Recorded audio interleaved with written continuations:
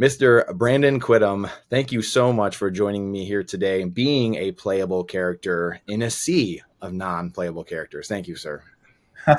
Thanks for having me, Brandon. I'm excited about this one.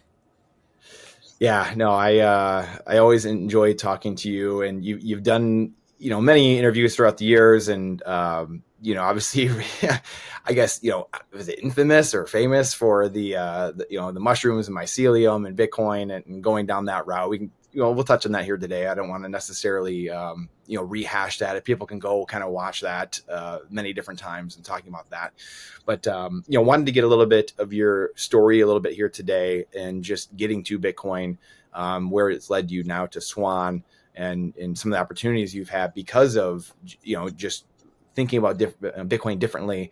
And want to touch on too just some of the things going on in Bitcoin. I was talking to Nico the other day, and just dropped it today actually. And politics being the third rail. You and I were talking offline about Minnesota and Michigan, the political landscape a little bit and just the demographics, but also you see the infighting a little bit too, with Bitcoiners, right? It's just humans. We're constantly fighting, even Bitcoiners, even though we're aligned on so many things and helps left and right come together. We're still fighting on things. We still manage to fight about things. I would love for you to just start with what have you been thinking about lately? Like where's your mind been? Where do you see the Bitcoin landscape and kind of where you see it going right now? But just from the social aspect and between, again, the politics that are going on, but also Bitcoiners infighting with whether it's ordinals and inscriptions and all kinds of things going on. And is it good? Is it bad? Everyone's got a spectrum of where they think that is and what, so where does Brandon Quittem sit on that spectrum? But also where do you see things at right now from your perspective? Yeah, definitely. I would say my sort of high level thought process right now is that the honeymoon's over. And I think that the period of Bitcoin's life where the majority of the community is aligned, I think that sort of ebbs and flows over time, right? There's like a coherent narrative for the mass of people, and then there's a shakeup, let's say the block size war, and then we have this like hardening effect where everyone's marching to the beat of the same drum, good or bad. That just sort of happens. And I would say now we're starting to fracture again.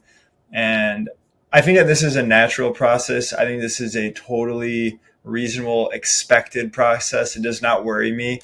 And the reason why it doesn't worry me is because if Bitcoin can't handle some infighting, it can't handle some narrative battles or fracturing of communities, then this thing was never going to make it long term anyways. Right. So I actually am totally comfortable with the amount of tension we have in the market right now.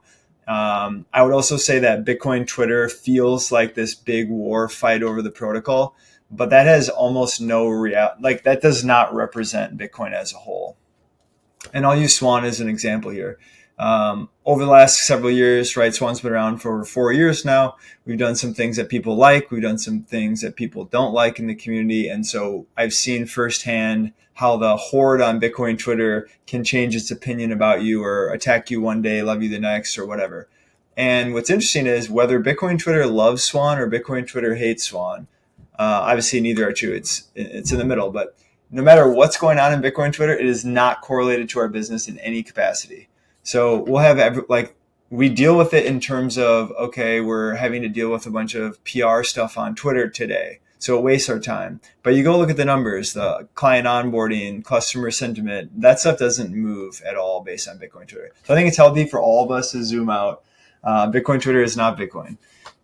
In terms of back to where we are today, I think that we're going to start to figure out what this Bitcoin thing is. And I think over time, every single, let's say, cultural battle that we have, it helps us understand more about what Bitcoin actually is. If you think about in the beginning, people thought Bitcoin competed with Visa, fast, cheap payments. That was an enormous narrative. And then it led with a fork, or ended up with a fork. That's one idea. The other idea said, let's scale in layers, blah, blah, blah. And so I think we're going to do the same thing now. I hope we don't end up with a fork.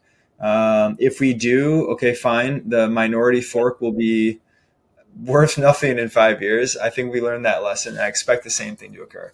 Now, when we look at the government coming down on Bitcoin, I think the best phrase is that we're at the end of the beginning.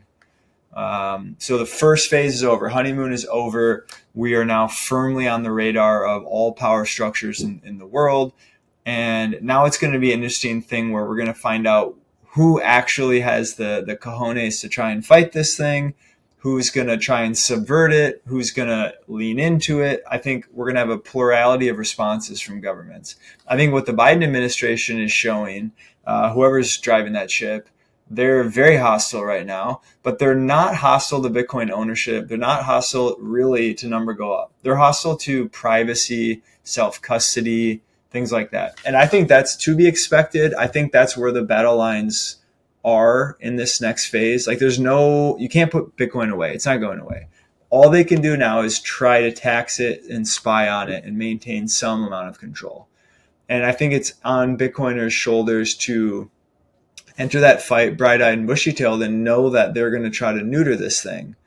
And the next question is, if Bitcoin is totally neutered from a self-custody privacy standpoint, what does that leave us with? Is that the hill to die on? And I'm not actually sure what the answer to that question is. Everyone can make up their own answer to that. But I think we're entering that phase now, and Bitcoin needs to be able to handle this type of attack.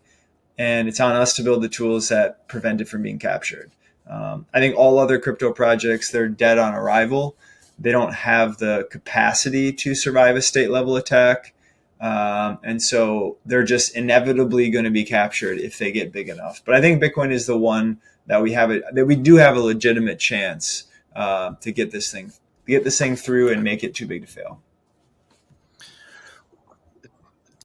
And I agree too. I mean, I keep coming back to though this, I feel like so many of us in Bitcoin, it seems absurd when you don't understand Bitcoin, right? And we've all gone through this gauntlet. Literally every single person, save maybe a couple people, every one of us, we come in and we don't get it right away, or there's something we're missing or whatever it is. And we have to go through this gauntlet, this learning process.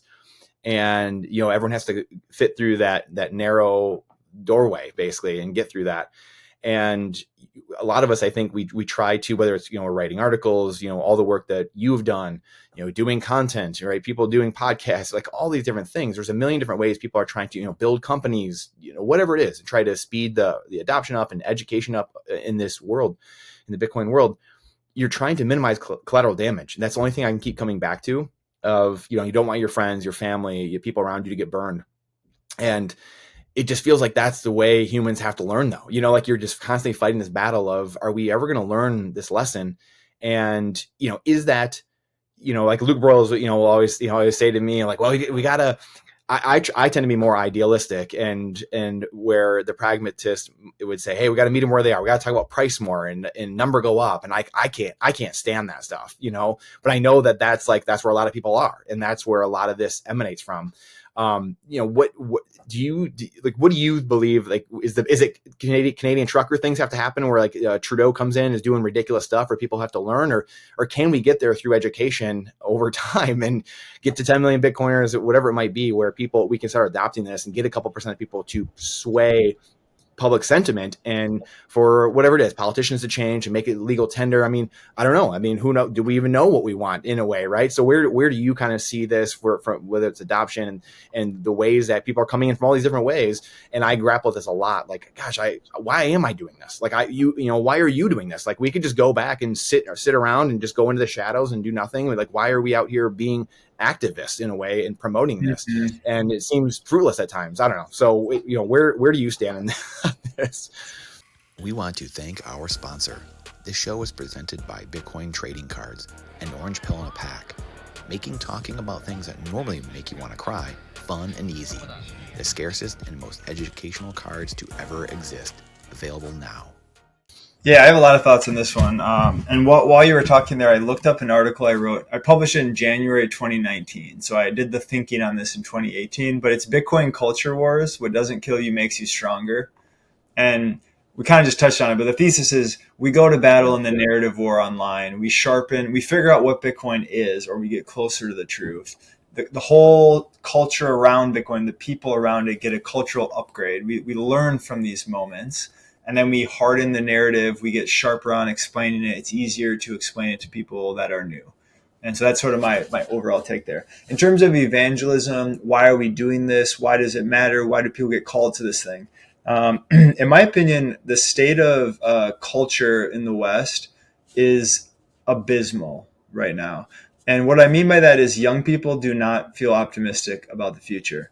Young Yeah. people in general believe that politicians, that boomers, which is kind of just a lazy shorthand, but all the power structures we have are failing us, and there's nothing to look forward to. And that is a horrible place for young people to be. If that's your starting place, you're not going to raise a family. You're not going to start a business. You're not going to be good members of society. You're going to just be more degenerate. And it's logical to come to that conclusion. If tomorrow is not going to be here, we might as well just party today. And so I think this comes out with YOLO investing. I'm not going to save diligently for 20 years. The world's going to be gone in 20 years. I might as well just YOLO it all in Dogecoin. Right. And so that behavior is all over the place. Now, the other question is, if that's true, which I think it's undeniably true, and you feel motivated to do something about it, what can you do? Well, you can go get involved politically. You can go to Occupy Wall Street. You can go to whatever crazy environmental, save the planet, throw paint on the Mona Lisa, whatever thing you think you can do to try and change the system, you can just direct your political energy there. I was doing this nonstop from, let's say, 2014 to 2017, like making phone calls for Bernie Sanders' campaign in 2016 as an example. So I was politically engaged. I thought I could change the system.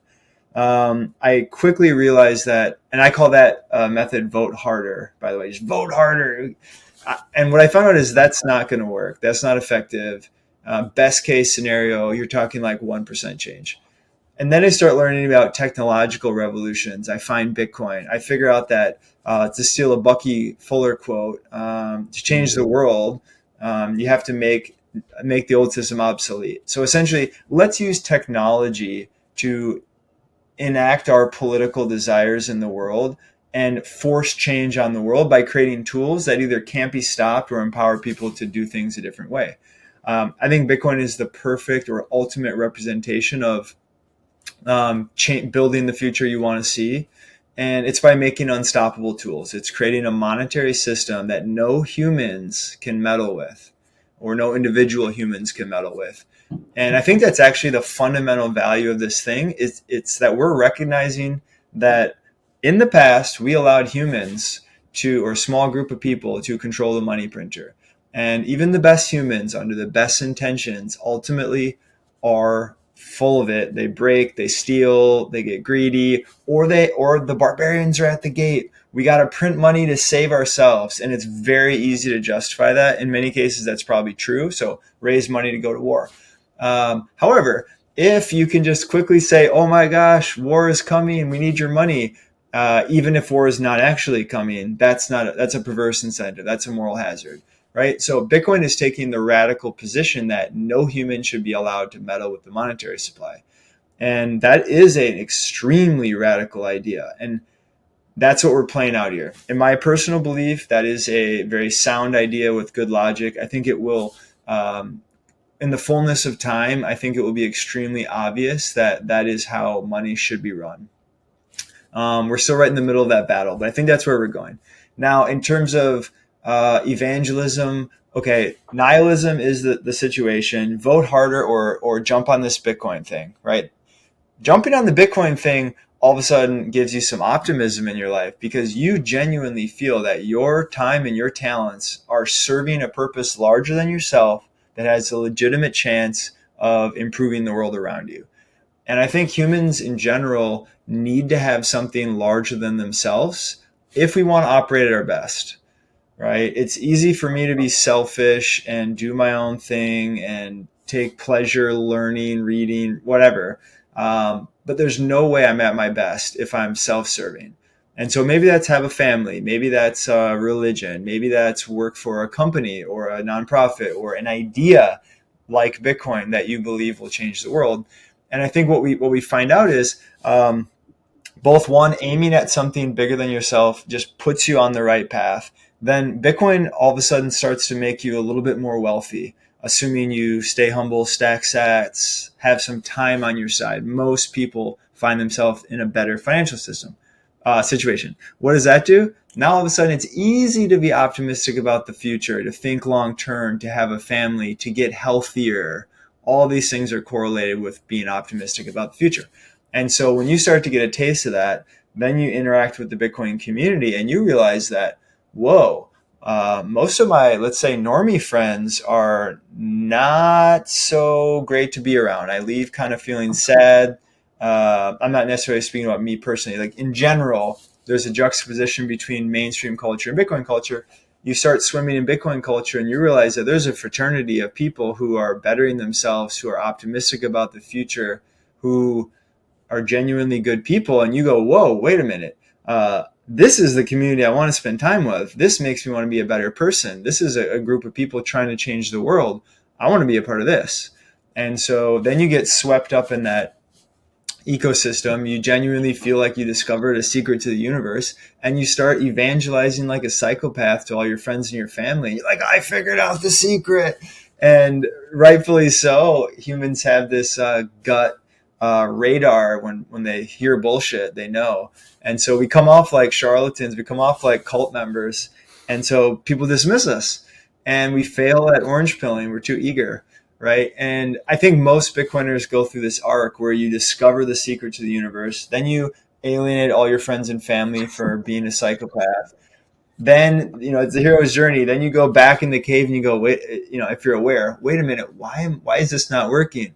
Oh, I'm being too eager. And then you sort of refine your pitch. And at that point, you're actually ready to evangelize, which is a much more, I think Matt Odell said, like, shill lightly. I think that's the right approach. It's like leave breadcrumbs, but you can't hit someone over the head with this one. It's too big, and genuinely understanding Bitcoin is a challenging process. And most people are intellectually capable of this, but their ego gets in their way, their preconceived notions get in the way, their desire to fit in with the social herd gets in the way. Because if it's not socially acceptable in their friend group, it comes at a high cost to adopt such a thing. And so all the early Bitcoiners, in my opinion, are generally like the highest correlation of early Bitcoiners is they're comfortable not following the herd. They're on the vanguard of culture. They're on the vanguard of society. For whatever reason, they're comfortable being an outsider, at least to some extent. And I think we're starting to cross the threshold there where all of a sudden now Bitcoin is almost mainstream enough where you get social points for adopting Bitcoin rather than social points for avoiding Bitcoin. And so once that happens, it's game over. I don't think we're there yet, but we're getting there. That was a long-winded answer. Hopefully I got to the heart of your question. It's funny because you literally like hit a couple of the questions I kind of had, which is great. Like, like I had like men or people, like you have, like again, there's a lot of men in Bitcoin. I mean, just naturally, like men, I feel like they want to make an impact, right? They're either for thousands of years they were going to war and that was their impact, or they're going into some leadership positions and like that's how they made impact. And so you see a lot of men in Bitcoin or whatever it might be, or these financial or high flying positions just naturally or just over time. So anyway, you touched on that, which I think is great. You made me think of too, like again, like the shill lightly.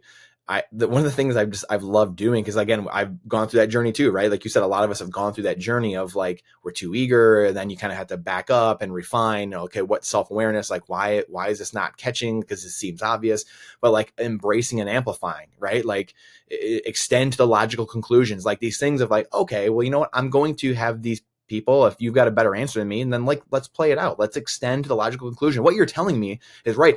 If $1,000 stimmy check's great, then $1 million stimmy check would be even better, right? Like explain to me that, right? And then you have a Jared Bernstein who the guy can't even understand or explain his very MMT philosophy that he's supposed to know and he's flouting, right? So I mean, when you act like, hey, I'm 5, you explain that to me actually instead, and instead of us trying to fight facts or emotion with our own facts, it's just anyway, that's a whole separate world we could get into, and you could touch on too. My one thing was, and I love that you said Bucky Fuller too, by the way.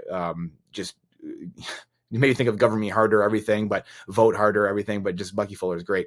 But Bitcoin, you said, I don't know if it was in Preston's, I think it was in Preston's interview you did in the past year that you did with him. You said Bitcoin could be instead of a 50-year money, which is what a lot of fiat currencies are just on average, right? You could be a 500-year money.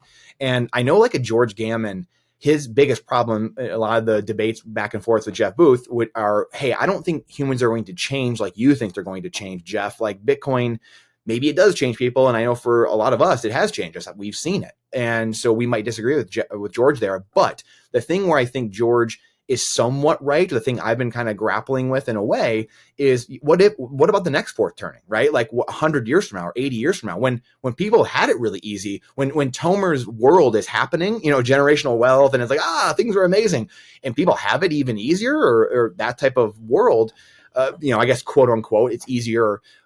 Do people forget, are we doing ridiculous things again? What are your thoughts on, like, again, where we are 100 years, like, say what we think is going to happen happens. Is it that next fourth turning where people are like, yeah, this is great. Like, we can do crazy credit. We can do ridiculous things. Like, what are your thoughts in that regard? I don't know how much thought, I'm sure you have it, maybe it's what, your thoughts 100 years from now or 80, years from now, this 50 to 500 year money.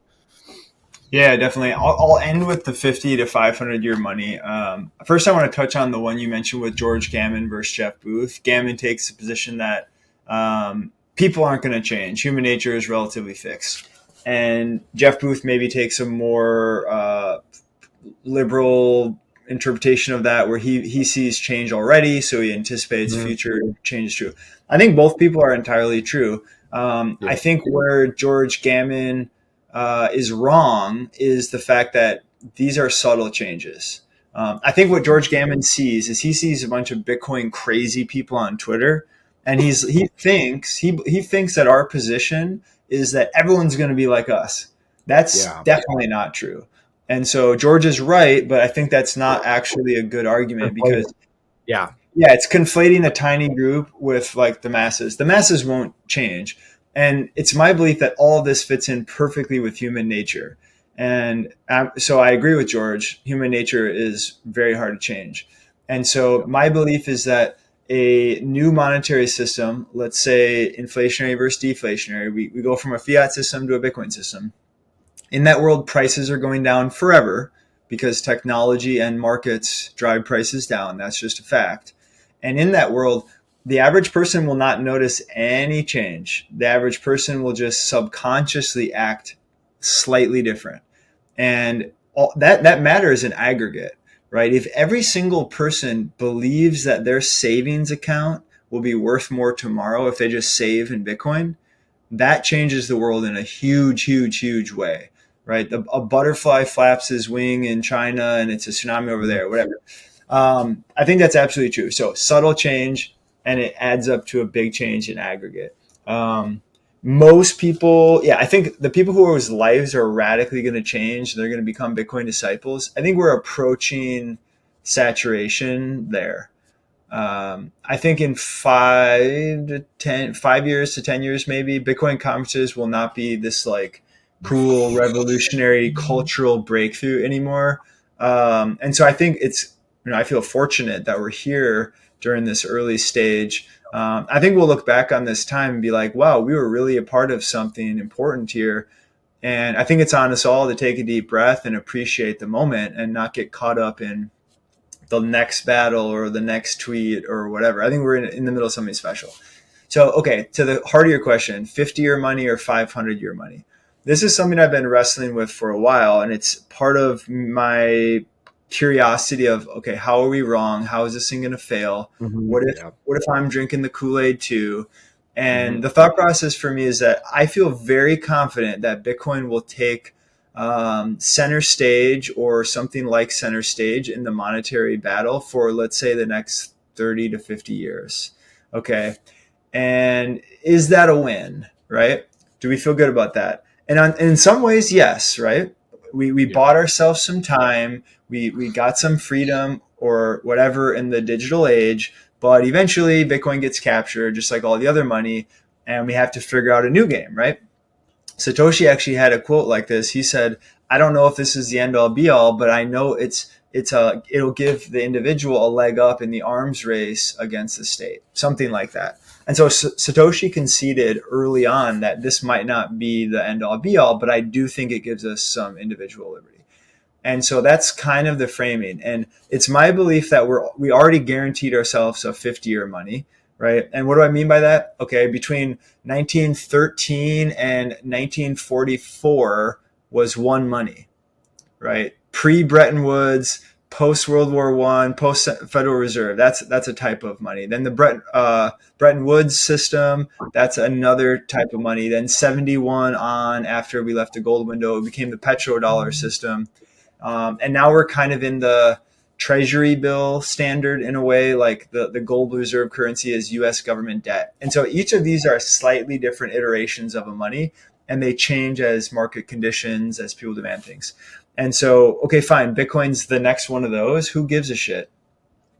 In my opinion, Bitcoin has a chance of being a 500-year money. And I just use that arbitrarily as a number. But what it means is it will extend through the social cycles. You could call it fourth turning cycles. You could call it a long-term debt cycle from Ray Dalio. There's all these different cycles in society. But if Bitcoin can survive multiple cycles, multiple social climates, then we have something really special here. And I think that's the heart of the question. And my honest belief, or my honest take today, is that we have a chance. Bitcoin has a chance. It's the first money that has a proper chance. But to have any sort of confidence 50 plus years from now would be crazy. And so I think it's our duty to, as Bitcoin sign guy says, provide cover fire until Bitcoin gets through the door. And we'll see where it ends up. But it's our job to shepherd this thing as far as we can go and see where we can take this thing. Yeah, I love it you say it like that. And I didn't know that Bitcoin sign guy said that, actually. So I love that he said that too, like the cover fire. It's so good. And I liken it to like a year or two ago, it kept coming up. Like I kept saying, I feel like it was on like Cafe Bitcoin, or like it was, Alex or of course it was like some vets or like Shane Hazel. We kept saying like Bitcoin gives you the high ground, right? Like, central banks and like kings and despots all had the high ground for so long with fiat or coin clipping or melting things down. And now Bitcoin reversed that. Like Bitcoin gives you the high ground now, and you're now have the angle on the on fiat and the angle on central banking. So I love that. I love you said that. And the founding fathers, again, like I think this, again, going back to the George Gammon thing and the things that some of the thinkers, I'll say, I guess, and maybe even some of the wonks or even the economists, I'll give some of them credit, whether it's, God love them, the Jared Bernsteins of the world or the Paul Krugmans, where they're so caught up in what they're doing almost at times where it's, they can't see the forest beyond the trees, where like the founding fathers, they had gold and silver, but like, I feel like some of them, for how genius those guys were, they still maybe missed the mark on some of the money aspect, like thinking beyond, they couldn't see beyond their own fourth turning. Right. And I feel like this is something that keeps coming up with humans, where it's hard to outlast when you're not here anymore. How do you pass that down? Right. We think of like generational, second family or second generation, third generation, they lose the family fortunes. Like, how do you extend beyond that? Like you said, Bitcoin is really that first time we maybe can get outside that generational fourth turning, where we can actually pass things down truly, keep things going. So you could spend hours just kind of going back and forth on this, but buying us time, I think is so well said. And I love that Satoshi quote too. Speaking of, question for you quick. Like the founding fathers actually were keenly aware that centralized banking was bad.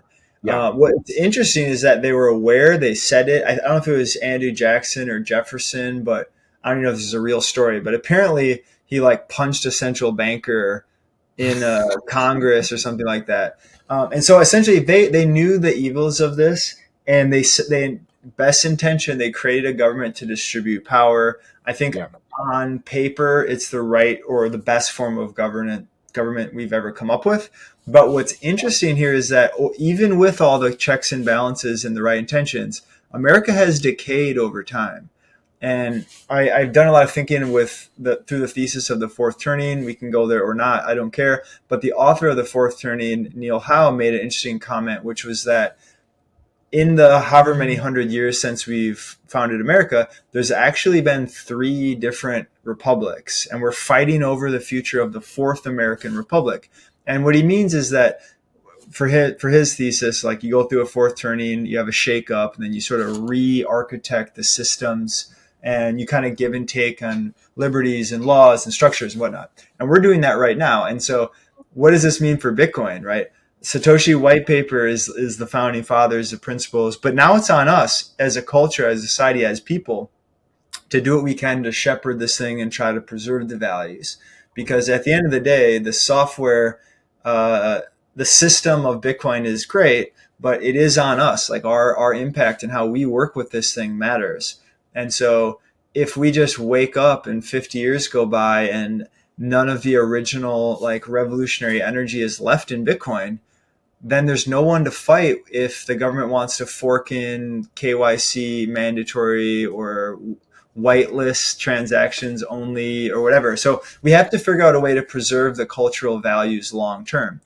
I don't know how to do this, by the way, but let's say the church, the Catholic Church, or secret societies or governments or companies, they all have ways of preserving wisdom. Maybe we need to have like a weird priest class in Bitcoin to preserve the values. Maybe we need to, I know how crazy these things sound, but when you start looking at long term, like multi-generations, this stuff all of a sudden starts to matter.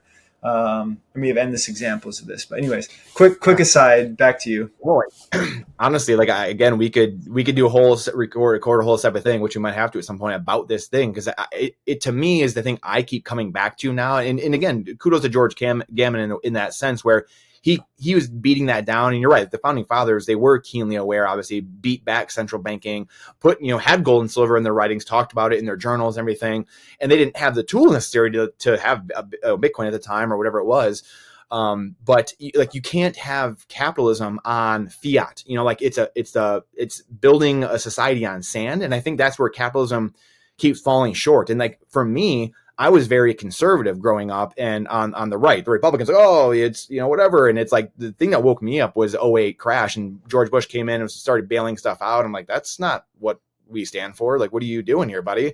And that to me was the kind of final nail in the coffin as a kid, whatever we were at that age, high school or whatever it was, and college. And so that to me was like, whoa, like, what are we doing here? Then seeing Occupy Wall Street and the Tea Party, which were the same thing. They were two sides of the same coin, but the media was telling everyone, yeah, you're against each other, you hate each other. And it's like, no, like, looking back, it's like, wow, how we were all so hoodwinked.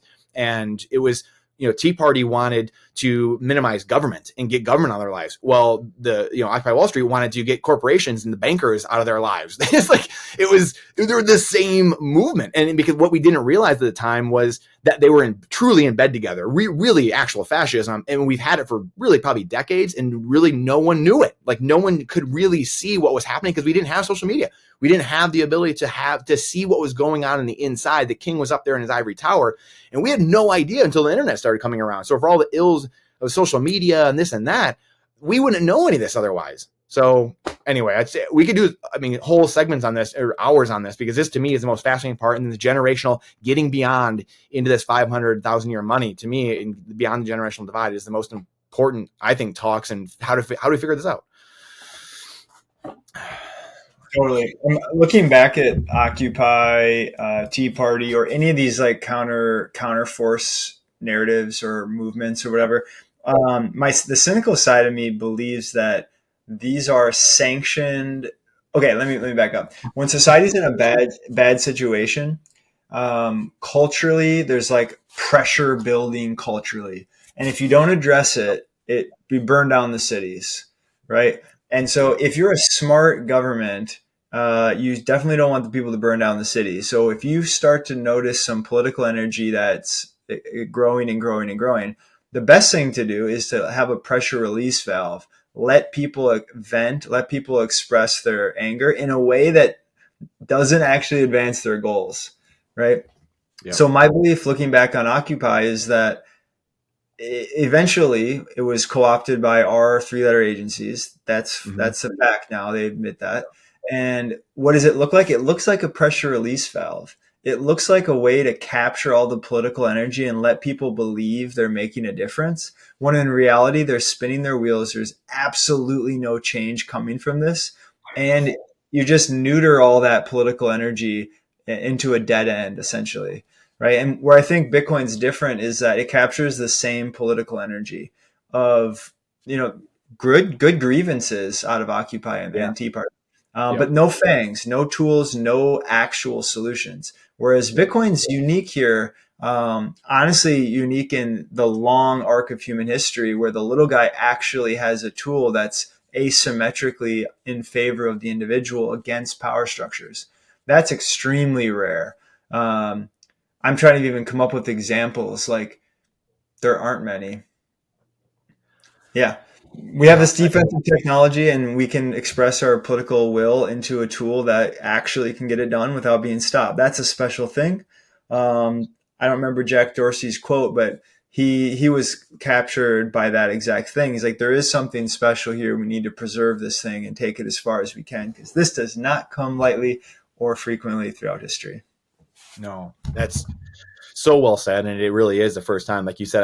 I both sides, I'm sure, were three-letter agency type of stuff. Anytime you see stuff like this, whether it was probably a couple of years ago at the Capitol or like Tea Party, Occupy Wall Street, like you're gonna find the BLM protest. I mean, you're in your backyard, like that. That was all these things are captured, like there's real fervor there. Like that's, people get mistaken, like, oh, was COVID real? Like, well, yeah, of course it was a real thing, but like how it was handled, all these things, like where did it start? Those are all the things that were taken and just the lies were just rampant.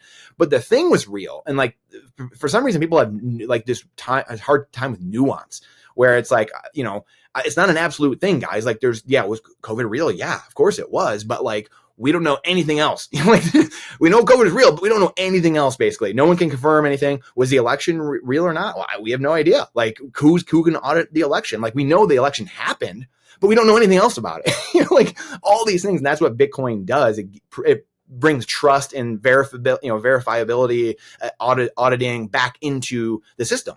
So man, we could spend whole like things, which, we can keep rolling this, but it makes me think of, like, again, you said this in another interview too, and I really resonate with this, but like generalists, and talking about generalists versus specialists, and how like Robert Kiyosaki is one of my mentors from 15 years ago, really one of the first people that really got me, like I was saying earlier, when the great financial crisis happened, Tea Party and Occupy Wall Street, and learning about money, Creature from Jekyll Island, going into these rabbit holes. And he would talk about there's too many specialists, and specialists see their world through, they vote that way. Everything in their life is through their job, basically. And they're this, the paycheck makes them slaves to that. And then really it's debt. And that's the reason, the debt shackles and bondage and so you get into that, and you had touched on that. So it really resonated with me, where humans are meant to be, I think, at least generalists, where we can adapt, we can do a lot of different things. And because we've been so like put into this little like bucket of like, well, you're just going to be 20 years, you're 40 years, you're just going to do this little thing. And you vote that way, and everything you see is through that prism. I would love for you to kind of touch on that and just your thoughts in that world. Doesn't mean you can't have specialists. I'm not saying that. Specialism drives progress in society too, but again, there's nuance to it. So I'd love for you to kind of touch on this and your sentiment here. Yeah, I absolutely love this topic. I think I love this topic because I've been a generalist my whole life, and it can look like you're yeah, exactly. I'm extremely biased.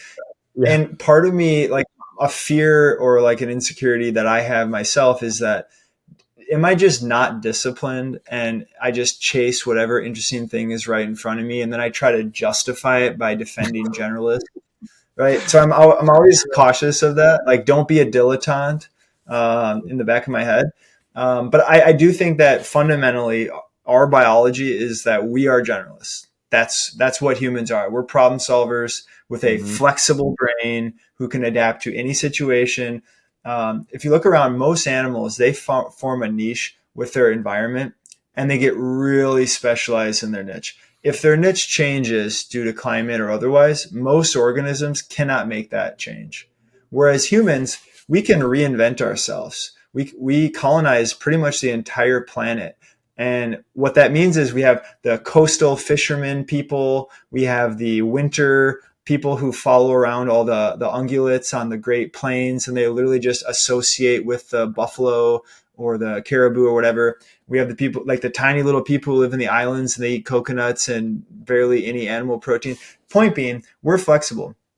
And if bad things happen to us, we feel really bad, we're down. And then 2 weeks later, we snap out of it and we adapt and we just like, oh, this is our new normal. And we just get by. So we are generalists, fact. Now, in modern society, we introduce the Industrial Revolution. We introduce a more complex society. Now, all of a sudden, there's situations where being a specialist pays dividends. And so society more and more and more has led us to become, we're incentivized to specialize more and more. But there's a cost to the individual. If you're a specialist, you actually make poor decisions and you're not fulfilled. I think on average, generally speaking, we're supposed to wake up, go in the sun, go for a jog, find some food, swim in the river, play with our kids, spend time with our spouse, go to war sometimes, hunt a buffalo, whatever. We're supposed to do all that in a day or a week. And now we wake up, we stare at a small screen, then we go sit at a desk and we stare at our medium screen. And then at the end of the day, if we're lucky, we stare at a big screen while often checking our small screen. Like, that is not what we evolved for, right? And you wonder why people are fat, sick, and unhealthy, and whatever. We're not living in congruence with our biology. We are so far from our biology. Our bodies are screaming at us to go for a walk, get some sun, eat real food, and we're like, oh no, we'll just think our way out of it. No, that's all nonsense.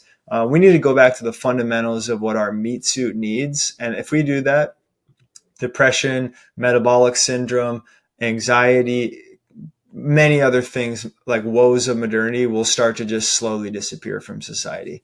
I don't think we're ready to have that conversation at the mass scale, but I believe that strongly. You mentioned one other thing about generalists versus specialists. At the individual level, I think the right approach to, let's say, approach career or purpose or how to create value in the world is to be a generalist. But that doesn't mean you treat all disciplines equally. It means that you need to go in and lean into the things that you're unnaturally good at. And that could be, what do you love doing? Because if you love something, you're going to iterate on it over and over and over again, genuinely for pleasure, and it's not going to be work, and you're going to get good at it eventually. And then maybe you overlap that with some other subject that you genuinely love. And over time, you have like multiple spheres of competency. And then your unique value in the world is you overlay those things. And all of a sudden, you're competing against no one because you're the most knowledgeable Bitcoin plus mycelium and mycology guy in the world. And that's a totally made up thing that shouldn't be useful. And I still can't believe it's real. But all of a sudden you get that and you have a reputation that opens doors. That's how you get jobs in the industry. And that's totally wild, right? I'm obviously using myself as an example here, but I do encourage people to follow their nose and don't worry about, is this the right next career step? Fuck that. Does this light you up? Does it give you energy? You don't need to know how the puzzle pieces fit together in the future. First of all, it's hubristic to even believe you can plan your life methodically one step at a time. That's nonsense. You can't. So it's a false security anyways. Second, let's be romantic about life a little bit. Sometimes you take a detour and you don't know why. And later in life, you have some clarity and you realize how important that detour was. If you're bright-eyed and you're paying attention in the world, that's actually how life works. And I think we should celebrate those detours and not take life so seriously. Celebrate the detours. Take a mini career break at 25 and travel and explore some weird interests that doesn't make sense or doesn't fit into your story. In hindsight, I think if you just pursue life this way, I think in hindsight, it will be obvious the value of those detours. And not all detours are going to be obvious. Maybe some detours are genuinely detours, but you have to take a risk. You have to explore in order to later then exploit. And so I'm on team, lots of weird hobbies, explore. And then when you do find something interesting, go hard at that and exploit that opportunity you do have. Yeah, I love that. I love the way you put that. What it makes me think of what is your advice to, maybe, like, I don't know how best to say it, content creators or marketers or people in this space. I mean, you know, people that are writing or doing, video or maybe marketing for Bitcoin businesses, what are some of the things that you've learned over the last handful of years? We talked about some of it in a way of, show lightly and things like that, different tactics, but what are some of the things you've kind of picked up over the last handful of years that have really, kind of supercharged what you do in your work, with Swan? Yeah, good question. I still believe that writing is a complete superpower. I think it does two things in modern society. One, even if you don't publish something or maybe you share with your friends or whatever, just the act of writing something that you will stand behind, that you would feel comfortable publishing, it radically transforms your thinking. And I love ideas. I get high on ideas. I get high on thinking about ideas, the eureka moment when all the puzzle pieces finally fit in your head and you're like, whoa, pure clarity. I live for that moment. Right. And so I have unlimited ideas, literally unlimited. But then when I sit down to write, I'm like, oh, I got this one. I'm going to just pound this out because it's all clear in my head. And then you realize when you put pen to paper that your idea is entirely half baked. You haven't stress tested it from all other angles. You haven't built it up from the ground floor logically, step by step, from one premise to the next. And you realize that you don't know what you're talking about. And then the writing process forces you, if you're being honest and you care about your work, to go back and check your notes and figure out what you actually intended to say. And that involves relearning, that involves like stress testing ideas or whatever. So you finish that process. Okay, now I publish something, it doesn't matter what. I feel confident in what I'm saying now because there's a social cost to me publishing this and people I respect making fun of me if it's bad. I'm kind of exaggerating, but you get what I mean. That pressure forces you to think harder. And so number one, writing makes you smarter. It makes you understand your ideas. It makes your brain think more logically. It allows you to communicate these ideas more eloquently later because you really understand them. And I personally believe that I don't want to like stand behind any of my ideas until I've gone through the writing and publishing process. Anything that I haven't done that with, I would consider myself below the bar. Sure, we can talk, we can have some conversations, but I think that actually is a really good crucible for your thinking. Secondly, in the digital world, it is a superpower to create content or to create code or to create media. Naval Ravikant, who I would say I consumed everything he's ever produced, met him, had good conversations with him. I consider him someone that I very much look up to.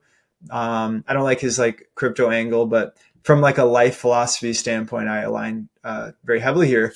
And he has a comment about infinite leverage in the digital age, meaning I write a blog post once and I spend 100 hours on it and then 1 million people read it for the next 100 years. Or I write some software once that everyone uses. Or I create a YouTube channel that I create once that everyone can watch, right? And so in that type of world, that's extremely powerful. And so I'll share my personal anecdotes. I've been writing online since 2014. I ran a business prior to Bitcoin, post Oracle, like corporate sales guy. Then I did 5 years in entrepreneurship. Part of that business was content marketing. I got very good at that for the business purposes. And then I started applying those same skills to Bitcoin. And what you find out is that creating content online creates unlimited inbound opportunities for yourself if you do a good job. If it's your business, maybe it's just traffic coming to your site, read a blog post, get on the email list, buy the product later. If it's an individual, write about a topic you care about, ship it, people resonate with the ideas, and then you're getting inbound saying, whoa, cool, let's talk about this. Or, hey, your idea has changed how I think about things. And it creates friends, it creates job opportunities, it creates collaboration, it enriches your life. And again, I probably get one DM a week about Bitcoin and mycelium. I don't really even talk about this anymore. I don't write about it anymore. I mean, occasionally. But I wrote this thing in 2018, right? And it's still delivering value to my life. And so if anyone's questioning, oh man, should I write? Should I not? Like, I would say the internet is saturated with shit content. So if you're just going to like write to write, don't make videos to make videos. But if you feel you have something to say, you have something unique to say, you want to take a risk, you're exploring new ideas, I say go for it. There's an unlimited appetite for good ideas and new ideas. Now, I don't want this to like, some people will hear that and say, oh, well, I don't have anything interesting to say, so I'll never try. That's not the takeaway. Most people need to write a lot, and the writing's going to suck for a while before you publish anything that doesn't suck. And so just like any new skill, you need to have a beginner mind. You need to go hard and realize that everyone who's good at something started out bad at it. And that's going to be true with writing. And so just fall in love with the process of learning new skills and accept the fact that you're actually brave and you're strong by doing things you suck at and iterating. There's no points for like being scared of trying new things and only doing things you're good at. That's loser mentality. So yeah, let's get on the +1 lifestyle and iterate and learn and go for it. Love that. Yeah, it makes me think of another Bucky Fuller thing, I believe. I know Kiyosaki talked about a lot, but I think it's from Bucky Fuller, I'm pretty sure, which is artifacts. You know, you're creating artifacts. There's only a few things you can really pass down in life. Jim Rohn talks about it. Journals, photos, money.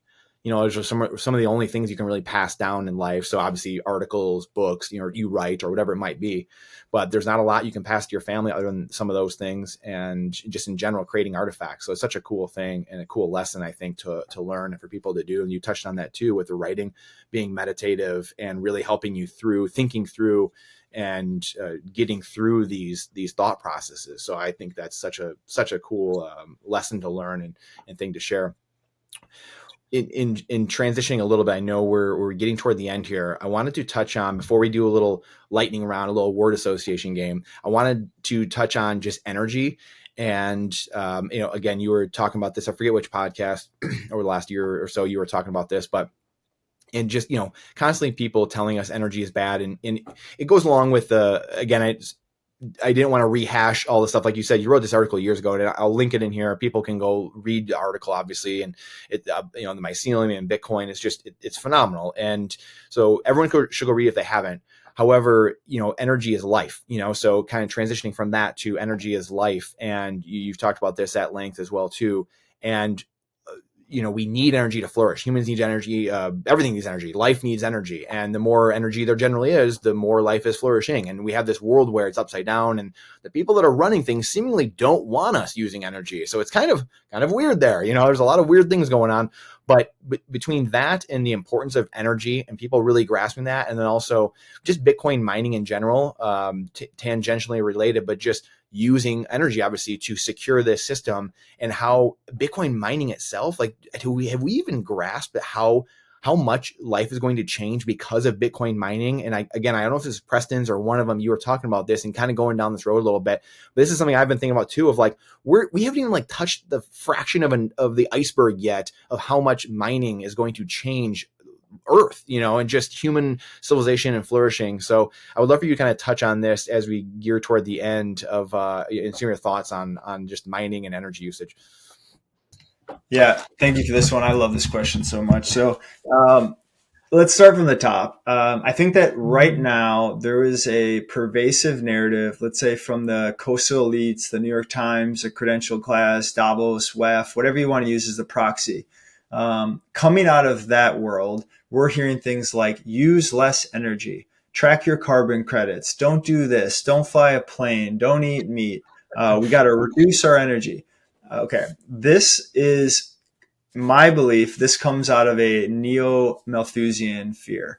And Malthus was an economist in England, and he was looking at biological systems, and he realized that if you have a bunch of deer, I'm making up an example. If you have a bunch of deer on an island and there's X amount of grass on the island, eventually the deer's population will grow so much that they'll consume all the food, and then all the deer will die.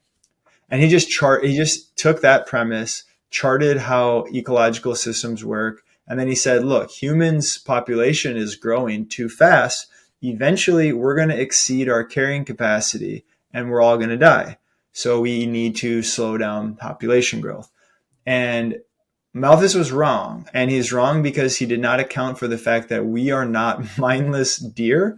We are problem solvers who create tools And we have the capacity through technology to increase our species carrying capacity on the planet, right? If we were all pastoralists, there wouldn't be that many people on the planet because we'd all need a few acres to get by. But no, we figured out ways to have harness more dense energy, to employ machines to do our work, to get more yield per acre of farmland, right? We fertilizers. We've come up with all these technologies to do more with less, and that allows our population to grow.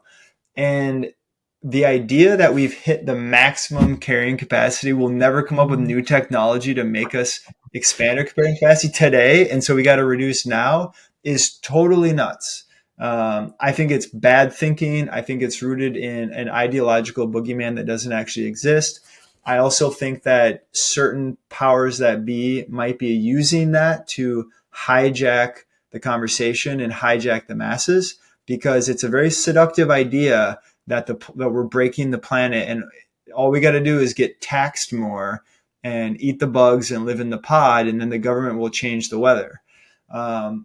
This is crazy, and I think that I don't want to get down the climate change route, but it's for sure being used as a tool of control, and that's a bad thing. And so I think that's generally the context we're in here. Mm-hmm. Now, I think the way around this is to look at facts and data and like what's the reality here. And the reality is that humans harnessing energy is what makes us flourish. It's the highest correlation to human success, human achievement, is how much energy does a population harness.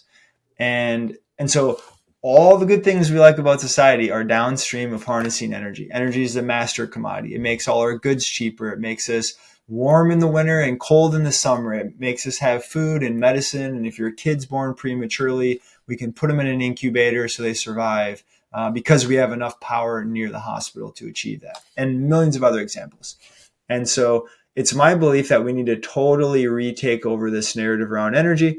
We're not running out. That's nonsense. We capture like 0.00001% of the sunlight that hits our planet.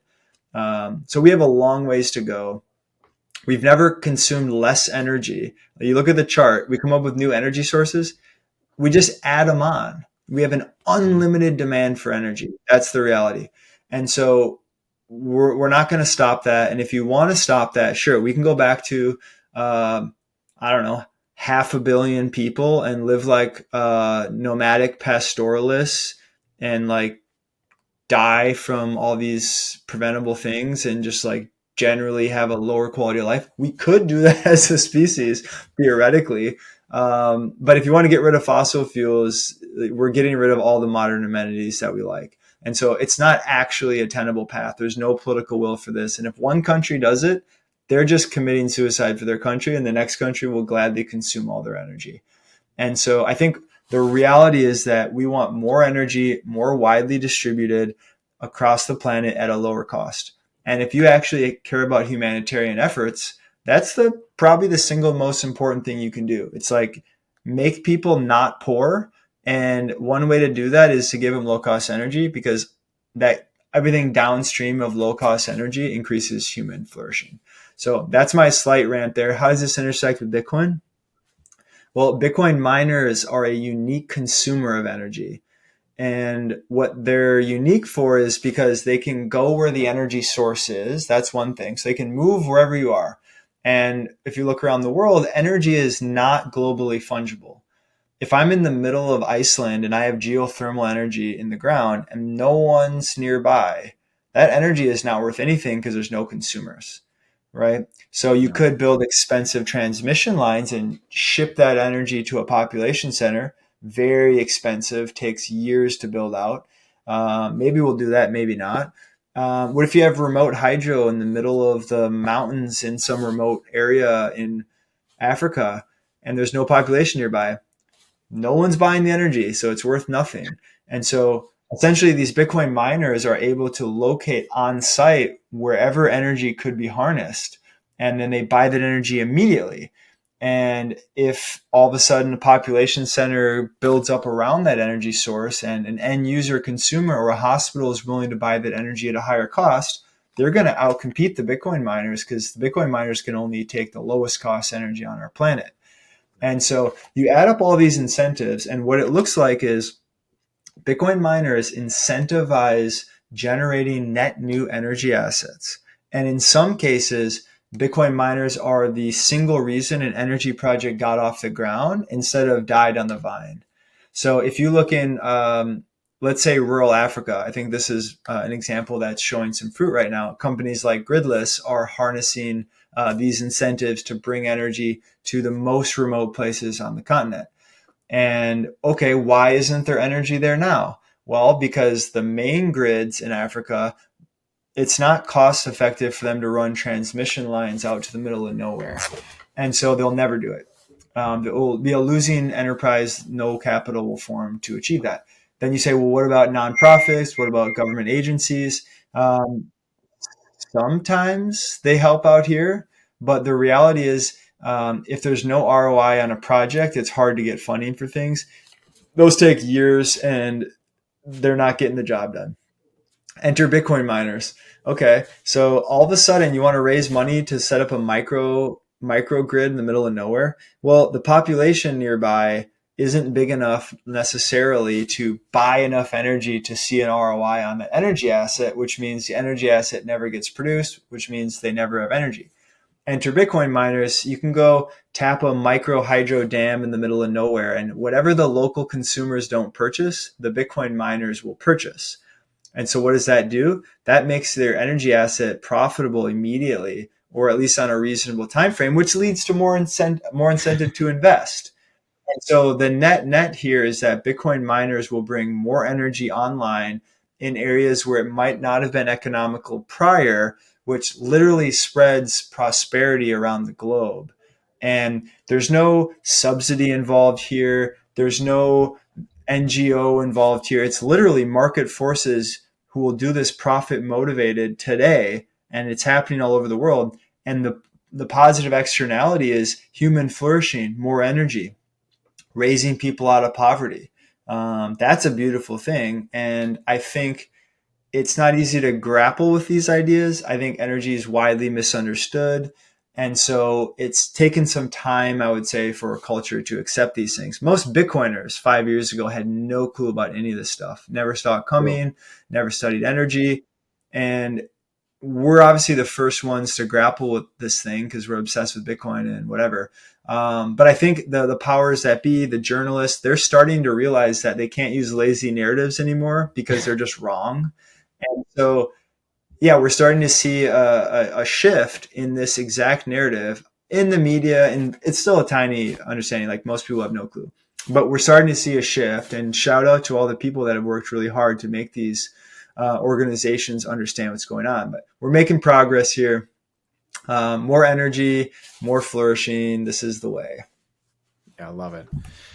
So well said. And again, I don't know if I closed the loop even earlier, what I was saying. I mean, you made me think of, again, like the capitalism being, it's hard to build on sand, which is fiat, and now we have the monetary bedrock, which is, aided by the mining, the proof of work, the difficulty adjustment. All these things are the bedrock of a civilization where now you can have whatever you call it, I guess, capitalism / voluntarism, whatever it ends up being, right? And I think that's the beauty of it. I love that you touched on the Malthusians as well. That's, again, I think that's like some of the stuff that people really need to go back and I know it helped put into perspective a lot for me just over the last handful of years, just the Malthusians. And then you ironically now have Columbia, where the Frankfurt School 100 years ago, them sending their teachers over, and that being ground zero for a lot of what we're seeing here today in academia. And then ironically, you have the protests going on in Columbia. I mean, it's just like, we live in a simulation. I mean, it's just wild. And then I know Mark Moss has been talking about lately, the Cloward and Piven stuff, overwhelming the system. So all this stuff kind of works together, comes together.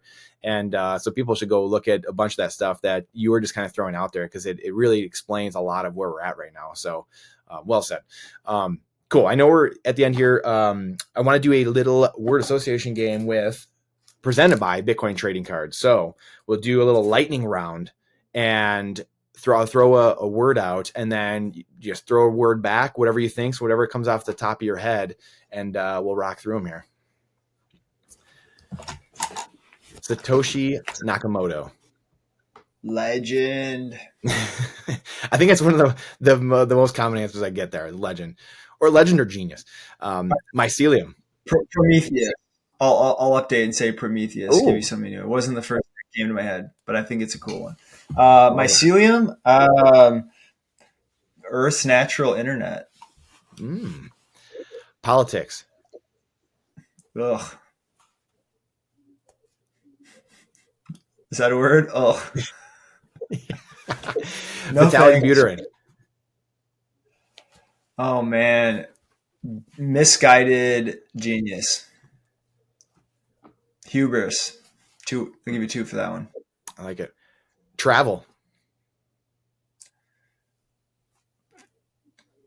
Man, I struggle with single words. Enriching. Oh, I like it. Peter Schiff. Great entertainer. Yeah, I like that. Oh man, capitalism. The only possible approach. 3-letter agencies.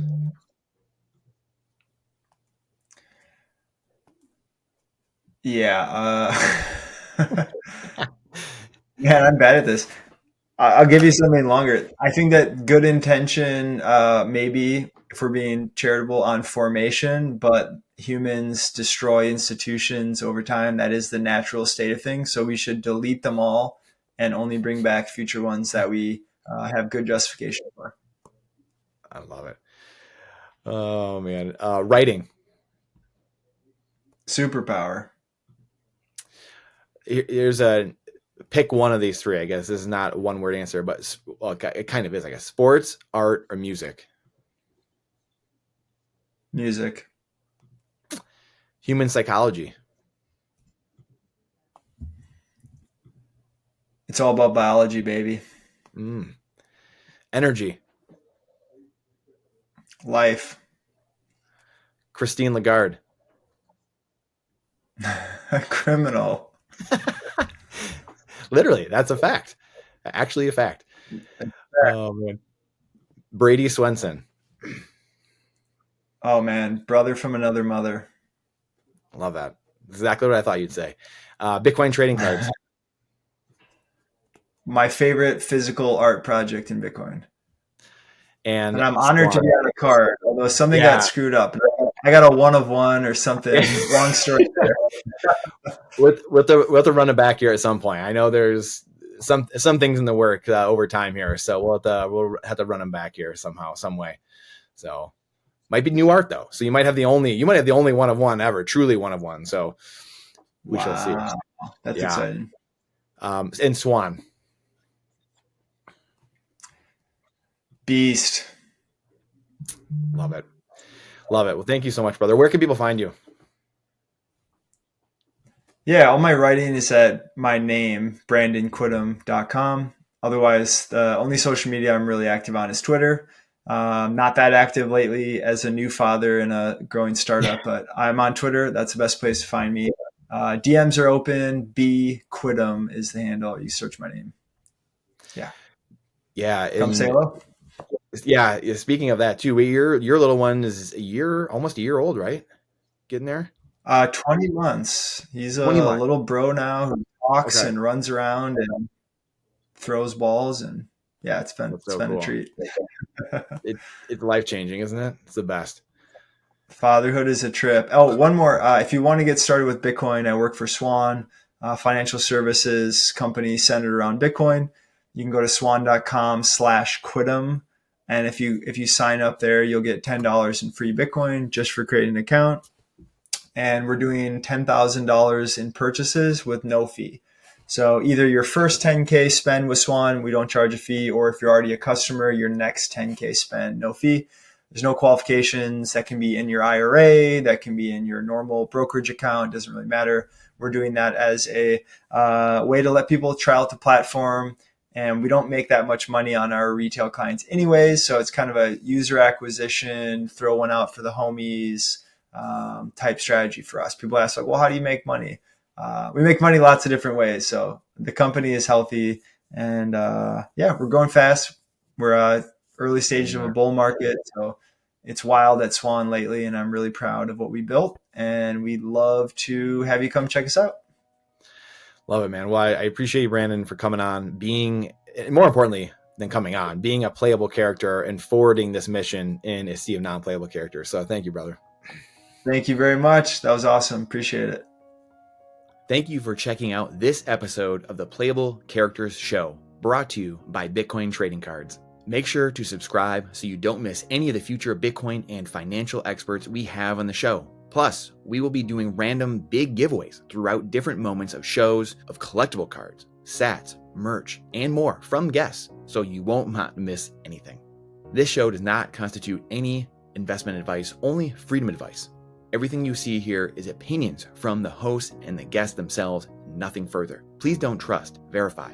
For full transparency, I do lead marketing efforts at Bitcoin Trading Cards, where we are trying to spread freedom to all of humanity and orange pill the world, one collectible physical trading card at a time, by making things fun and easy to talk about that normally make you want to cry.